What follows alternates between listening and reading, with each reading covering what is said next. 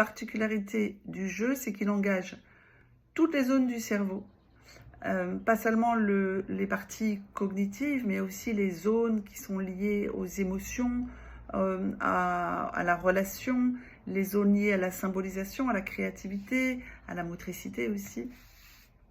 C'est-à-dire que le jeu, il permet à l'enfant de s'exprimer de façon beaucoup plus large et globale, dans une dimension symbolique qui fait écho chez l'adulte, par exemple, au rêve éveillé ou à toutes les thérapies qui proposent des états élargis de conscience.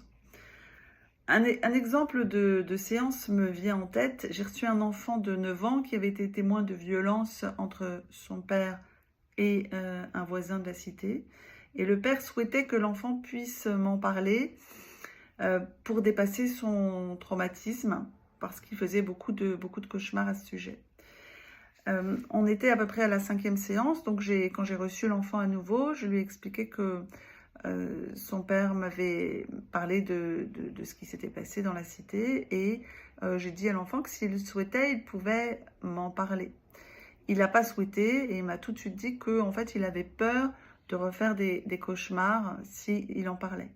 Et sans transition, il s'est assis à terre, il a pris des petits personnages Playmobil et il a rejoué une scène dans laquelle il y avait de la violence entre les personnages. Il l'a joué, il l'a rejoué, il l'a modifié et il a même trouvé une solution symbolique en faisant intervenir des super-héros.